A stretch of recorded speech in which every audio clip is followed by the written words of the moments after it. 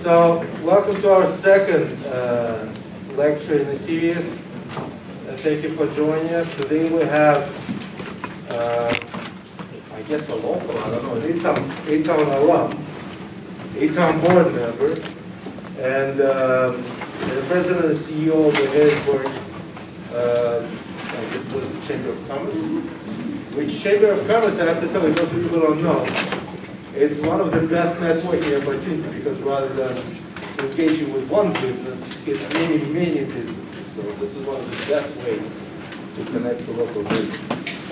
But I'll let Unger tell you more about this. Great, thanks. Thanks everyone. If everyone's comfortable, not within 6 feet, it'll be easier to hear me. Good morning, everyone. Good morning. Good morning. Okay, that's what my dad would always do when he taught, try to get everyone's attention. I'm really excited to get a chance to come back to campus and talk to you. As Dimitri said, I'm a 2001 graduate of Elizabethtown College. So in a couple weeks here at homecoming, I'll be celebrating a 20 class reunion, which is kind of really hard to believe. I think we're all kind of shocked in the class of 2001 as we do that. I'm active, the current president of the Alumni Association, so upon graduation, I really encourage you to engage and participate in that. And in fact, my sister's a graduate in 2003 of Elizabethtown, teaches in the area. My brother-in-law and her and the family live here in the borough, in Elizabethtown, and go to school here, so it's always great to come back. I'm looking forward to lunch afterwards. And then a copy of folklore on the way out of town. So I'm going to talk a little bit today. Appreciate Nicholas and some feedback about some things that I can talk about. I'm going to begin by just talking a little bit about who I am. Mix up some of the core values of what's driven me over the last 20 years. I do love egg jays. They still have egg jays here? Is it still this popular? Or this is where I discovered two things in my life: chicken wings and eggs. I had never eaten eggs until I came here. It freaked me out. But I worked here over the summer, and the only food of sustenance over the summer was egg jays. So I ate those over the summer as I lived here. And of course, we used to have a kind of non-alcoholic bar here, and the Jay's Nest. And I discovered chicken wings. So I always think about that when I run through what was the old Annenberg Center here as well. I'm going to talk about where I've been, the journey that kind of brought me here today from my start at Elizabethtown on. I'll explain the term sweetmeat then as well. We're also going to talk a little bit about what I've done in my career and talk about what chambers of commerce are, where I've been doing the last several months there. I began that work July 1st, but I began my career doing that work as well. So I'll talk a little bit about things I've done, case studies, projects that you might find interesting as well. Then I'm going to wrap it up by talking about some of my vision, about where I want to go forward from this, lessons I've learned, similar to that core value and bookend the conversation. Then I do want to leave time for you to ask questions. I hope you have questions for me. I'd like to have a dialogue and conversation. We'll go have lunch afterwards and continue that conversation. I'm excited to do that here. Our alumni council, when we meet, we always choose to eat at the cafeteria instead, because I think it brings a little bit of nostalgia back, certainly for our recent graduates. And I'm excited to go back to Marketplace and have lunch with you as well. A little bit about me. Yes, my college name is Sweetmeat, so if you see me at homecoming, that is what my friends will call me. Don't be alarmed. It's just because I was a big guy in college, and that's what my friends call me. This is me on my 40th birthday. If you are familiar with Harrisburg, we got a really strong both coffee shop and brewery scene, and there's a brewery in Midtown Harrisburg called Zero Day Brewery, and they brewed for me which a Lebanon bologna beer, which if you're over 21 is not the best thing I would advise drinking. Sweetmeat beer is not for the faint of heart, but it was a nice recognition and honor and a reminder kind of my time here at Elizabethtown. What are some of my core values? One, I consider myself as a leader to be inclusive, and inclusivity can mean a lot of different things. I have attempted throughout my work to certainly focus on those issues within DEIA and the importance of that and tie into our economic development and our community development within our communities. But also, it's important to be inclusive as a leader in terms of how we make decisions wherever I've had the opportunity to work. I mean, I think you've heard other people talk about it. I refer to it as radical transparency. I had a chance to work for an organization for 10 years that had been around for now 20 plus. There was an employee who had interned there and then stayed there for 20 plus years. So he'd seen a lot. And about a year or two into me being the president there, I kind of pulled him aside and said, like, how are things going? Like, I don't know, like, do you have any feedback or advice? You're kind of the historian of the organization. And it was really kind that he said it's about as transparent as we'd ever been, that leaders tended at that organization, if there were problems, they'll internalize them, they wouldn't talk about them, and we would talk about issues and challenges facing the organization as a group from everyone within the organization, from our administrative assistant to myself and our vice presidents, that we would deal with them in a rational, vulnerable way. If you read Brene Brown, she talks a lot about the power of vulnerability, and we would just be honest and transparent. And it's been kind of keystone of how I've chosen to lead organizations, that we be open and honest about those challenges. That includes, having a strategic plan and sticking to numbers. I was part of an organization once, and I said, where are our numbers? Where are our dashboards? Where are our metrics? Where are the ROI data? Why haven't we reported that out to the board? And they're like, well, we're always afraid to do that in case we miss the goal, in case we don't do it. And there's a reason you've got to do that, is to keep yourself honest and to do that in all forms and shape. And we're starting to do that now at the Harrisburg Regional Chamber, where I work, and I'll talk a little bit about what that looks like and how you can make your organization and yourselves accountable as you go forward. I'd also find the importance of integrity. Certainly I read some of my time here at Elizabethtown College. I was an Eagle. I am an Eagle Scout. I'm always corrected by individuals that are Eagle Scouts, and in fact, someone that used to work here that I had a chance to work with when I was at Team Pennsylvania, they called it, I was an annoying Eagle Scout at times in terms of how we attempted to do things. My work at Team Pennsylvania, which I will talk about, was a public-private partnership with the governor and the cabinet secretaries. At times in that organization, in its history, because it was a private organization, didn't need to maintain the highest levels of transparency that government has. There's reasons for bureaucracy and processes in government. When myself and some others were in some leadership roles, we had some strategic planning, and it was noted that that was an issue for our organization, that people viewed it as an opportunity to potentially skirt transparency. So we decided to make transparency one of our core values as an organization. We would be an open and transparent organization. We posted our financials and our 990 and our website. We had a seal of transparency from a nonprofit organization. And it's been important from me on, give financials to our board on a regular basis and just be open about where we are and where we need to go and all of our expenses and as such.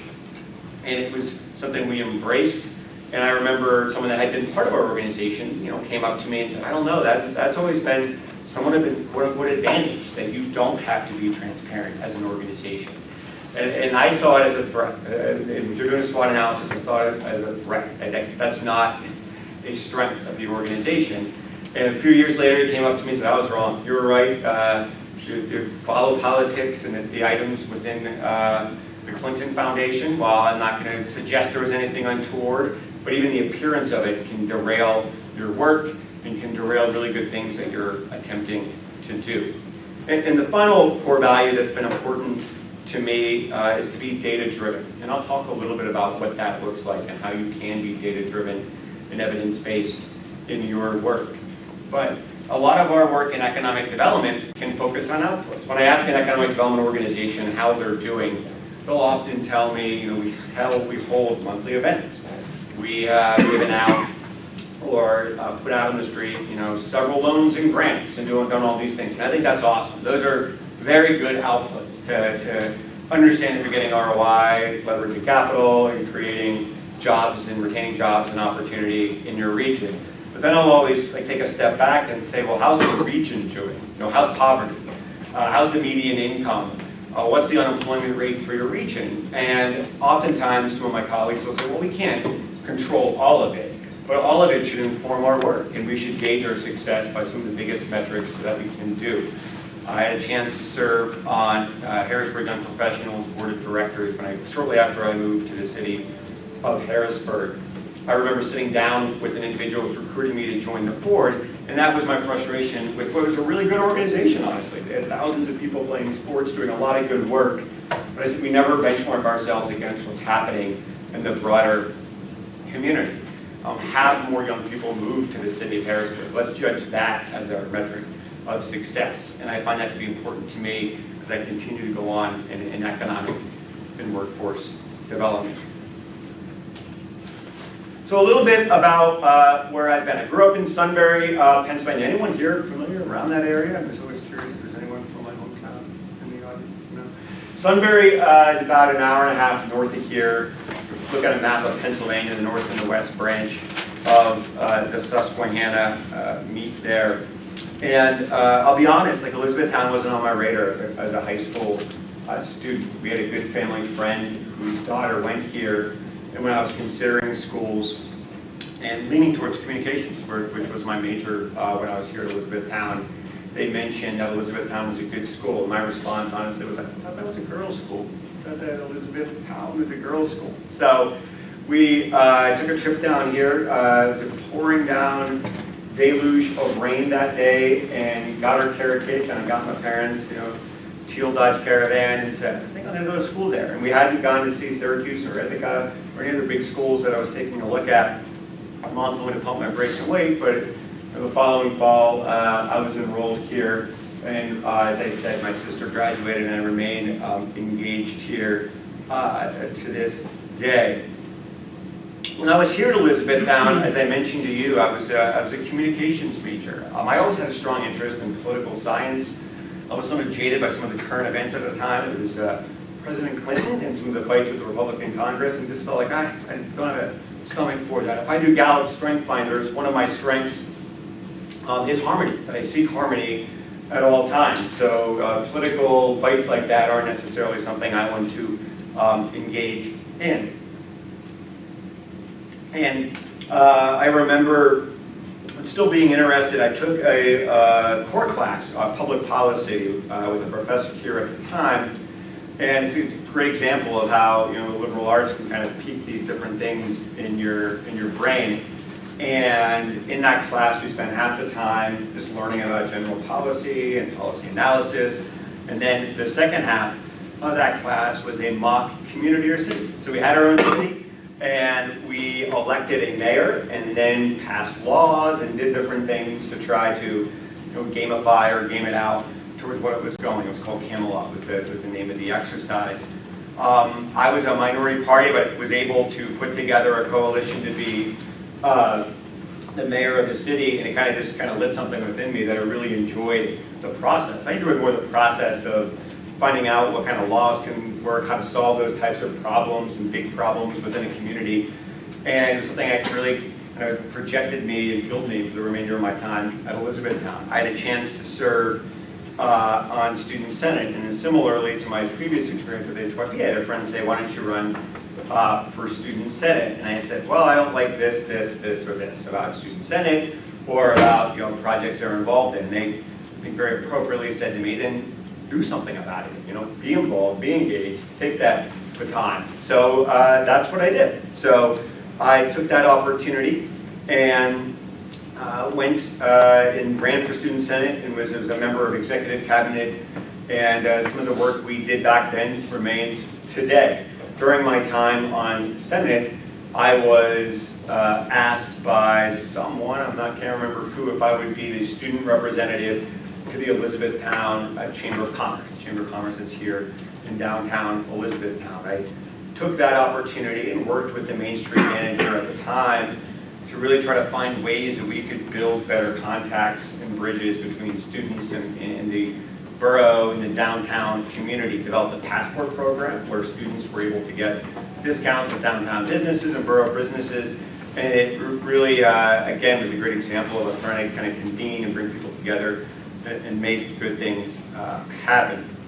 Then I returned after graduation back to my hometown in Sunbury and got a chance to work at our regional chamber of commerce. I did work for a brief time in radio and discovered that that still really wasn't something I wanted to do, but I had parents that really taught good lessons and said, there's no gap here in Sunbury, Pennsylvania. You're gonna get to work and you're gonna get, took the keys of the car, gave them to my sister and said, you know, let's go fend for yourself. So I got a job in radio before I had a chance to work at the Chamber of Commerce. I actually met the Chamber president while I was working at the radio station at the Rotary Club, because we were both members and sat together as two younger members there and became, to this day, good friends.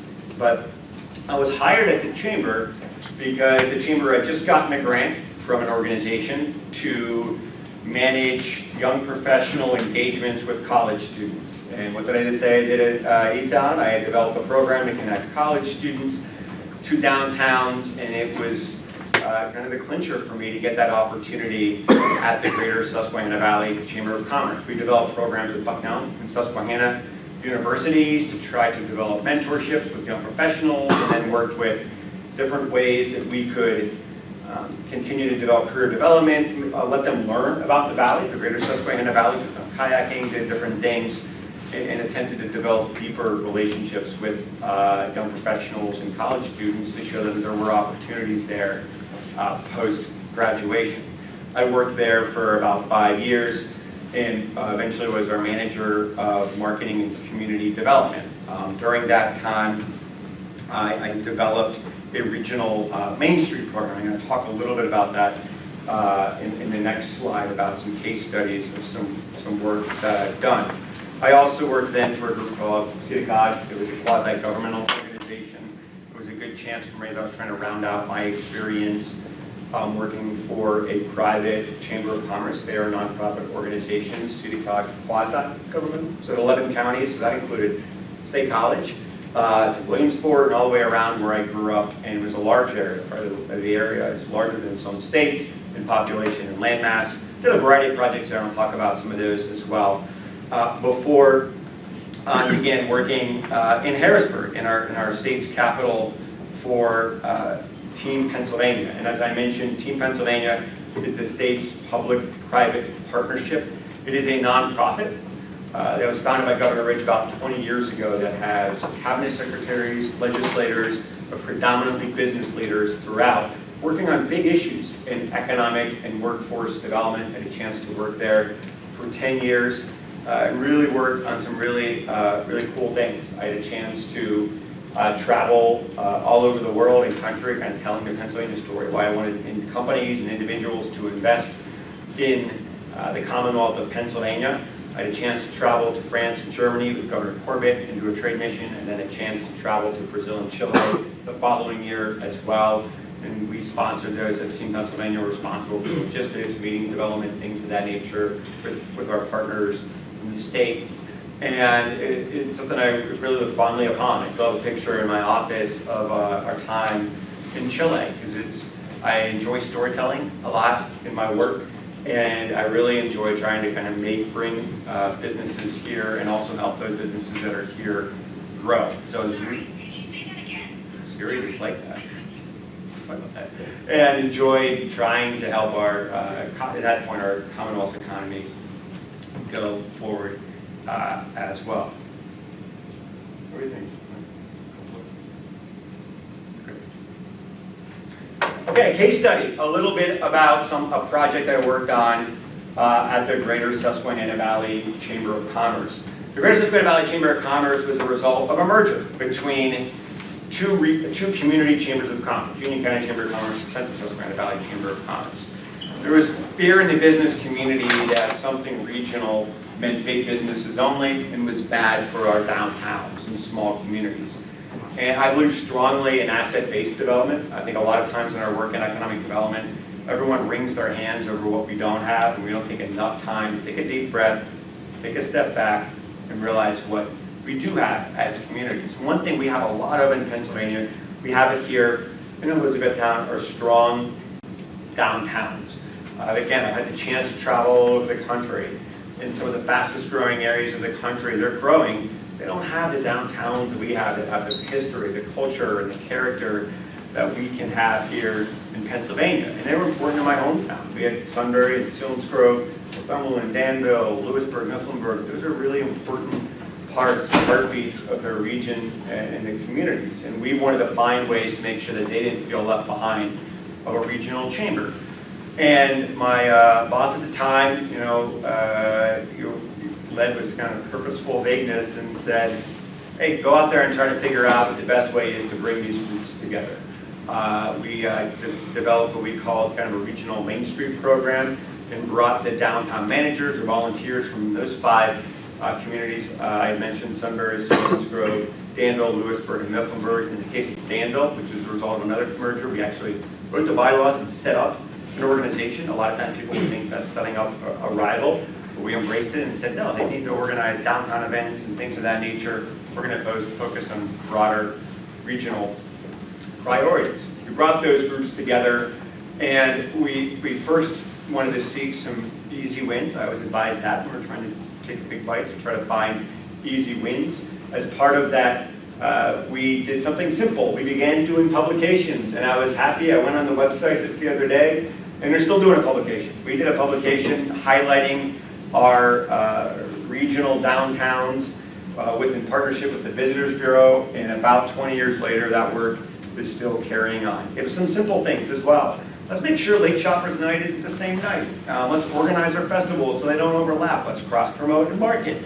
Things of that nature to lift up those organizations and individuals that were critical to our region's success. And again, any barometer of success is if it's still happening and growing. And I had a chance to sit down with the chamber executive just about a few months ago and some of the staff at Greater Susquehanna Valley Chamber. And this program's grown. They've added Shamokin, another downtown. They've added the Visitors Bureau and some other individuals, United Way, and it's kind of a heartbeat of the organization and carrying on to this day. On my next stop at CityCog, I had a chance to work on a large infrastructure project. And I know it's a hot topic in Washington, D.C., but infrastructure is a critical part of economic development.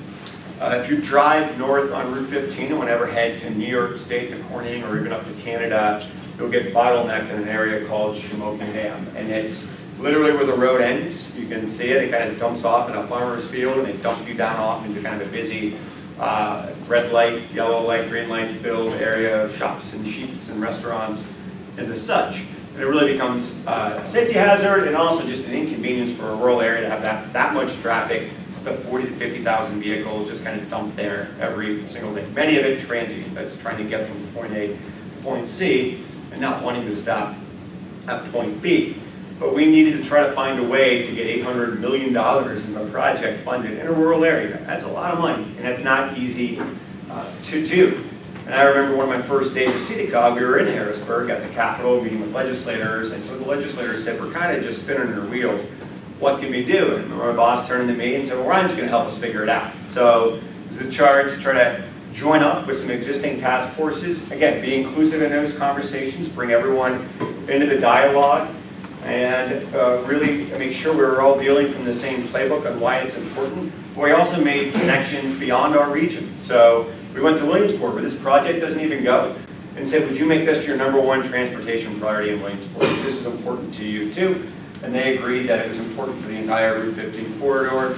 And their planning director would travel around the state and say, if you're going to give a big project money, don't give it to Williamsport. Give it to them. It's kind of unheard of that you would have the ability, I'm not sure he quite said that, but that's what I thought he was saying, but that invest in this big project outside of my area. Governor Rendell remarked after he met with a group of business leaders that he was stunned that people outside the area were supporting a project, understanding the regional value of that project. Happy to report, even again, after I left CityCog, as a result of some major infrastructure legislation in Pennsylvania, that same group was able to corral and get funding designated, and it'll open in 2027. The north part there, which is kind of the orange part, the red part, will open up here crossing the river. If you get a chance up your massive project, will open up here in the next year, and then the rest of it will take place. which is a pipe dream back in 1978, before I was even born, now has happened when it's more expensive than ever to do it, because we were all rowing in the same direction. We got everyone together. We did things like lobby for one congressional district when we were redistricting, because we thought it was important to have one voice rather than partial 3 or 4 voices in those conversations. We went around and made the case to the businesses on the strip that was going to lose traffic, but this will be better for you. Because they tracked who, again, using data, they tracked to understand and identify who their customers were, and realized they got very little from people going or traveling through. Most of their customers in that area were coming from the area. My parents, I can tell you now, to this day, still avoid that area because it's too much traffic. They'll go, could be in the middle of the afternoon, but they stay away Friday and Saturday. So I'm excited to drive on that in 2027 to full length, and I'll be able to cross the bridge here in about a year. Again, we brought people together, we used data, we led by community. The last one's a result of some of the work that I did when I was at Team Pennsylvania. A lot of times folks will say, oh my gosh, another report, another book stop, another bunch of paper. How can we utilize this to kind of make any change? Early on in my tenure at Team Pennsylvania, I had a chance to sit down with the Secretary of Agriculture, Russell Redding, who said, I really want to find a way to engage the private sector around the value of agriculture in our economy. How can we make a sound argument that ag is critically important to our region's economy, our Commonwealth's economy? So we kind of, just on the back of a napkin, and more or less sketched out what we needed to do. One, we said we needed to understand what ag meant.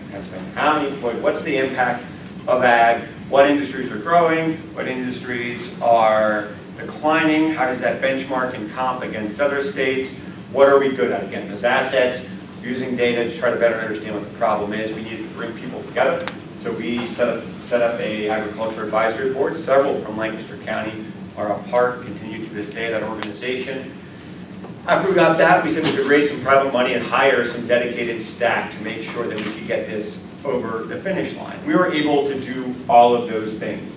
Pennsylvania is the only state that we are aware of in the United States with a dedicated farm bill. You'll hear in federal government law, the federal farm bill, and that includes everything from food stamps and supplemental nutrition to ethanol subsidies. Well, in Pennsylvania, we really focused on ag economic development, and were able, over the course of several budgets, to get over $30 million allocated to specific recommendations out of this report. That's much larger than our budget was at Team PA. We were able to leverage the business community, and it was nonpartisan. Republicans and Democrats came together and supported the legislation. And as we talked a lot, numbers can be nonpartisan, right? Like, we can agree that this is what the economy is doing. Let's recalibrate our tools and toolbox and fund them appropriately and try to meet big public needs. And we can make a lot of good things happen with over $30 million for agriculture in the Commonwealth. And again, ag includes everything from the farm you see getting tilled here to the great Mars smell that I smelled coming in. The wind was blowing the right way, and I smelled that side of agriculture, because food manufacturing is a critical part of agriculture as well. So we did, I think, a really good job of understanding what that impact was and how we could continue to get additional funding going forward for agriculture. Now, at present day, as of July 1st, I transitioned to a new role as the president of the Harrisburg Regional Chamber and Region. For those of you unfamiliar with the region, it's just north of here. Harrisburg is our state's capital, and our organization covers 3 counties in that region: Cumberland, Dauphin, and Perry County. Cumberland County has Carlisle. You might be familiar more with that. 81 dices through that area, more rural county in Pennsylvania. The population base is about 660,000. Our organization has around 900 members, but represent about 140,000 employees in that 3 county area. Almost 1/6 of the population touches our chamber in some way, and a good chunk of the working population is engaged in our work as an organization. It's an organization with great history and reputation. The organization was founded in 1884 as the Harrisburg Board of Trade, and then transitioned to the Chamber of Commerce in 1914. We were a founding member of the United States Chamber of Commerce. And chambers of commerce, first, are private organizations. So they're a 501c6 if you want to get technical, which means, and I'll talk about advocacy here in a little bit, which means we can be an advocate. So we're not necessarily a C3, which is a charitable, but we do, as this organization, that's what those acronyms are. CREDIC. CREDIC is our nonprofit economic development arm. So we are a C3, and I'll talk a little bit about some specific things that we do with that. It is not common that those organizations can be merged. Throughout the state, there's only a handful of places. Lancaster does not have them in Lancaster County. There's an EDC here in Lancaster County and a Chamber of Commerce, both very strong and very good. I work with Lisa and Tom. They do really, really good work. York does have them merged nearby. We are one, Harrisburg Regional Chamber in CREDIC. There's a handful. Philadelphia does not, Pittsburgh does. So it's different depending upon where you're at, but it's one thing professionally that was attractive to me to kind of have that advocacy business piece in addition to membership development, continuing education, the couple with economic development toolkit and toolbox. And I've lived in Harrisburg now for 10 years, and as I remarked to the search committee, when I spoke to them about the opportunity, it kind of dawned on me as I considered it, and the recruiter reached out, that I've now lived in Harrisburg longer than I lived in my hometown prior to coming to Harrisburg. I lived there, as you saw on the timeline there, 10 years. And Harrisburg was my home. And I spoke to another executive who does this work prior to even submitting my application, and said, why is it so fun? He's like, every single day, you get a chance to try to do really good, big things in the place you call home. And then you go home and you sleep in the same place where you do work. And I enjoy that opportunity. I loved my time at Team Pennsylvania. Wouldn't trade it for anything. But when people ask you where you're from, very rarely do you say, I'm from Pennsylvania, or I'm from New Jersey, or I'm from Connecticut. You're going to tell them your town. That's what resonates with you, and that's what's important. And we can be that place at the Harrisburg Regional Chamber in CREDIC. Again, we are predominantly our boards. We have 2 boards of directors because there's 2 organizations. Our business leaders from throughout that region. There's approximately 77 business leaders on both boards of directors. I've been spending almost all my time meeting with them since I started July 1st. And we really focus on big regional initiatives and things that we can do to try to help move the needle economically within the region. And traditionally, chambers have been that place where these things can happen. I'm a student of history. I really enjoy history. Back when I went here, I remember, Dr. Winpenny that was here and taught for many years. Dr. Winpenny, I remember nominating for the History Honor Society, and someone said, no, Ralph, he's not a history major, he just really likes history. He takes a lot of history classes. So I took a lot of history and public policy classes while I was here at Elizabethtown. But I studied a lot about the history of the Harrisburg Chamber before even really exploring the opportunity deeply. And it really struck me that chambers can be these conveners and places where you can do big things in your community. I live in the city of Harrisburg, in Midtown Harrisburg, right in front of the Broad Street Market, which I encourage you all to come and explore. I'd be glad to talk to you more about that within the city, the different things that you can do there in the broader region. But I, 2 dogs, and was walking one of them, like when I was considering this opportunity, and I look up and there's a historic marker for the city about a woman named Mira Louis Dock, who started in the turn of the century, around the 1890s, what they called the City Beautiful movement, which was really kind of unique for a woman leader to do this, but also to really be kind of focusing. This is before, in the early 1900s, when Teddy Roosevelt and others really took this on, this concept and idea that we need to make our communities, we need to build parks, we need to plant trees and do things to make them aesthetically pleasing as well. And that's one thing Harrisburg has. Along Front Street, a beautiful river walk, big dual river walk. We can walk on the river when the river's lower, and we can walk up higher if the river gets too high.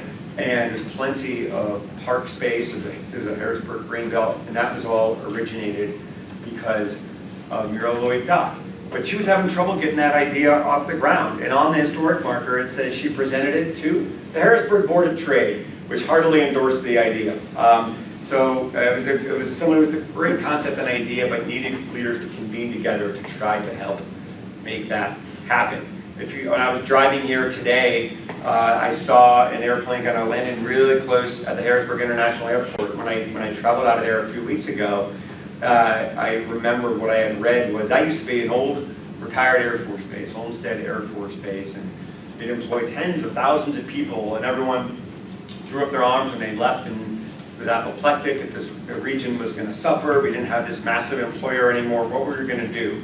Now, a lot of times you can try to cling to those jobs and make sure they don't leave, or you can kind of quickly pivot and think about what you're going to do next. And that's what the Chamber of Commerce in 1955 said, let's reuse Olmsted Air Force Base and make it the airport for the region of Lancaster, York, and Harrisburg. And it is the regional airport for those groups. Lancaster has a small airport, but the FAA designates Harrisburg as the regional international airport for this region. Because business leaders came together and said, let's pivot quickly and let's do something about that issue. And being able to do those things was something personally that was appealing to me. And again, we kind of a three-pronged effort to do this work. We focus on driving new business, so we do business attraction, certainly, but we also do business expansion. Through our lending arm, we have the opportunity to do a variety of loans. We can access and tap public programs to help those businesses as well. We talk to them on a recurring basis in a calling program to get feedback from them on what their needs are. As I mentioned, we do advocacy. We're a 501c6 organization. We will advocate for pro-growth policies in Washington and in Harrisburg for our region. And we'll also look for ways to educate our membership and provide opportunities and forums for all of our members to learn more. We have a Chamber of Businesswomen series that's focused significantly on that. We also had a systemic racism task force, which over the course of the last year and a half focused on those issues, diversity, equity, inclusion, and access, and brought a host of speakers in to really focus and try to help our members understand those challenges and recalibrate our programming going forward. So what have I learned over my time doing all of this work? One thing I talk a lot about to our team in terms of how we build our culture is what I call the power of pronouns. And I hope during my conversation this morning you didn't hear me say a lot of my staff or my team or I did this. We'll focus a lot on the we. And we think that's critically important as we go forward. That I had a boss once that did that a lot. I said, my assistant or my staff will do this. And for whatever reason, it kind of grained on me. It's a great leader. I really enjoyed working with him. But it always kind of got me. And I always said, if I ever get that opportunity in that role, it's going to be we. So I would tell our team that I don't need a swear jar anymore, but give me a pronoun jar. So if I start saying, my assistant or something of that nature, it should be collegial if we're going to focus on the we over the me. And in turn, also look for every opportunity to connect. You said chambers are great opportunities to do that. Every professional opportunity I have had the chance to embark on was a result of some type of engagement or networking. I never did an Indeed search, looked through everything, and then sent off blind resumes and then took across my fingers. I knew someone that worked there. I had an engagement with them in some way, shape, or form that helped lead me to where I had a chance to go. Whether that was the Chamber of Commerce, from sitting at Rotary and doing a project here when I was at E-Town, to CityCog, where the executive director saw me present on that project at one of their board meetings, to Team Pennsylvania, where I had actually managed that first grant for young professionals. It was a Team PA grant that I got a chance to manage and work and chair a group of young professionals for them. And they all were opportunities to connect through that and led me to where I'm at today. And lastly, I really encourage everyone to focus on, everyone as a peer. Sometimes it gets you in hot water. It gets me in hot water. I've had a chance to engage, as I mentioned earlier, with governors and leaders, the president of Chile, and I treat everyone as a peer. But I treat, every member of our team as a peer, and we'll engage with them about that. And I think that's just critically important to treat everyone with the highest level of respect. And it helps you probably calm down if you're talking to someone of that. I remember it was a lesson from one of my leaders at CEDACOG, one of my mentors there. I had a chance to present to senators and congressmen at the time, and I was freaking out. And he said, they're all just like us, Ryan. They're all on the same level as we are. They're working for us, just trying to make something happen.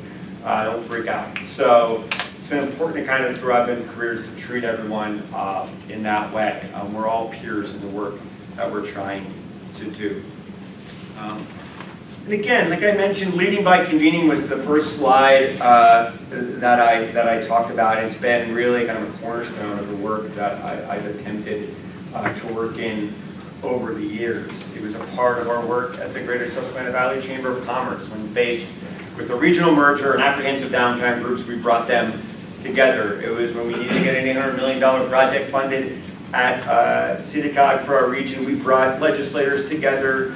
We crossed the aisle. I was as close to the Democratic congressman that we had at the time that I was to the Republican state senator, that definitely put that puller over the finish line long after I had left with CEDACOG. And it was a part of how we brought together over $30 million of public funding by reaching across the aisle to Republicans, but also bringing business leaders from Erie to Lancaster, to the Poconos, and Forest County, and southwestern Pennsylvania, all together to focus on our Commonwealth #1 economic engine, and that is agriculture. And it's something that I really want to do at the Harrisburg Regional Chamber in creating our community, to be inclusive in our leadership, bring people together, and realize that we really can take some big swings, try to make some big things happen in our community. Okay, thanks for the time. Glad to answer any questions.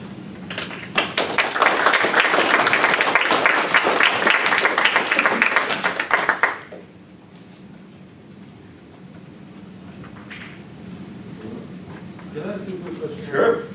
So, we kind of appreciate the importance of networking, but it's uncomfortable, it's unknown for a lot of young people. I find they would rather, go intellectually with their friends to lunch rather than go to some event where they don't know anybody, or engage somebody, start a conversation with someone who's at a different career level, education level, different style, different work, whatever. We all keep talking about the importance of these things, but how does one go about pushing out of the comfort zone? Yeah, it's a good question. It's frankly never been a big problem for me. Like I get fueled, right? So it's probably something I probably haven't thought a lot about. I tend to want to do that when I know others aren't as social. They get exhausted. It kind of fuels me, the chance to kind of do that.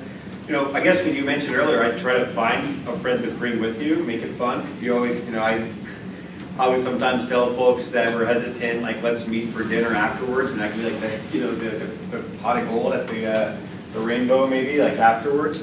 But I'd also not approach it from the sense that it potentially is, and that not all networking needs to be like backslapping and nonstop talking and all of that. Sometimes it can be quiet, it can be listening, being here, right? Listening and seeking that.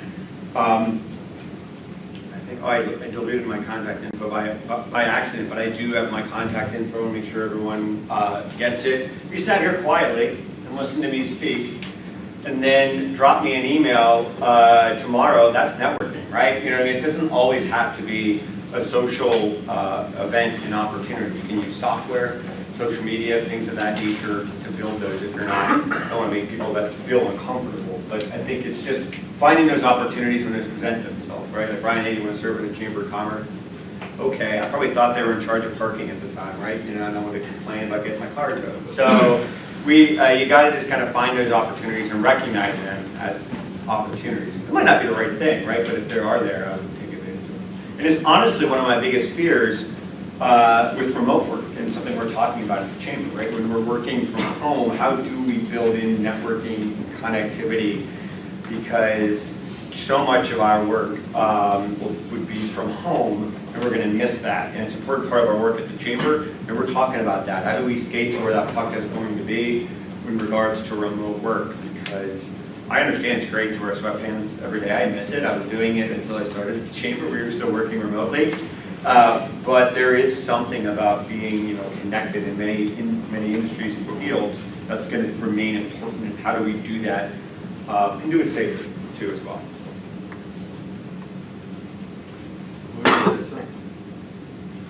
You kind of answering on what I was going to ask, but I guess to you, Ryan, like how do our students get involved in chamber things without being fully a member, or those types of things that usually chamber departments be for being involved? That's a good question. I mean, we're our membership, the chamber side's a membership-based organization. We do have events that everyone can attend. It's just usually more expensive, or there's a cost, when there's not a cost for members. So that's always open, and people can do that. But we also have affiliates that aren't as maybe as expensive as we are. We are an affiliate of Harrisburg Young Professional, which is a great opportunity. I'm trying to work with them, and I'll always let the college know if we do job fairs or experiences or things of that nature. I always think it's important. I've told our alumni chapters to find those young professional groups and try to build those relationships, because typically those are tied to a chamber as well, and provide those avenues and opportunities. So again, you don't have to be a member to attend necessarily events, just to reduce cost for those folks that are members. We'd love to have everyone understand. The college is a member. The Tech College is a member. I'm very appreciative of that. So there is opportunities there for faculty and staff to participate in that activity as well.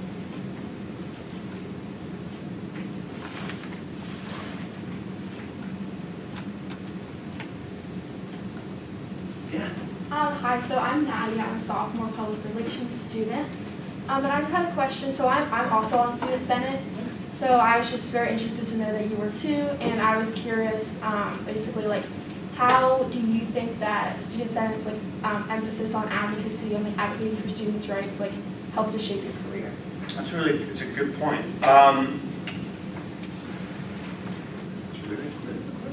So I think, first of all, one of the things we did early on in Student Senate was identify I wasn't the only one that probably didn't appreciate the value of Student Senate as an organization, right, or as a tool for students as well.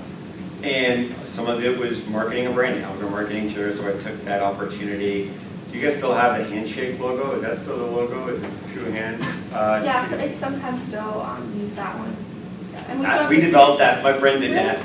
So that was 20 years ago. So you can get a new one. That's not going to be hurt. But that was developed. Fun fact is he works for EA Sports. If you play Madden, you've seen his stuff. Like, he designs the stadiums. That was one of the first things he did, was develop E-Town's logo. He designed stadiums on Madden. But we recognized early on by doing some kind of focus groups and outreach that people didn't even realize that we were advocating and building partnerships or doing that type of work. Before that, the logo was a gavel. It was a gavel, and everyone's like, "Oh, that's maybe who handles all the funding. He tells us if we can get money, yes or no, and he gavels us out and does those kind of things." So it was important for us to kind of at least rebrand and refocus on those things that we felt were important. So it kind of taught me that at that point, the value of that comms side. I think a lot of people say to me now, "Oh, you're doing nonprofit, leadership and economic development and delving a lot into economics. You don't use your comms degree, anymore." And it's still, critically important to how we do. So I think that was important as well. On the other, and in addition to that, I think it was really important, during that time, first that we do communicate with the students about what we were doing. But to speak with I think a clear voice to administration when there were issues. And I can remember those times when it took place. It was used selectively too, right? And how you would bring that about. And again, I saw a change. So again, it taught me, we brought folks together and spoke with a clear voice. We could have an impact. Next question.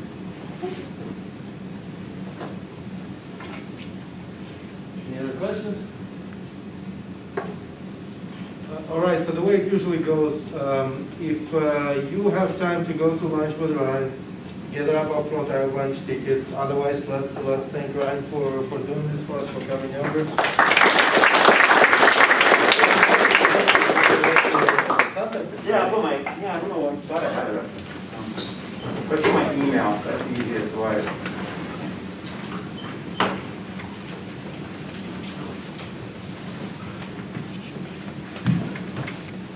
And by the way, every speaker, you should try to engage it and try to connect with it. Absolutely. That's what we do at the end, that's why they agree to come. Okay?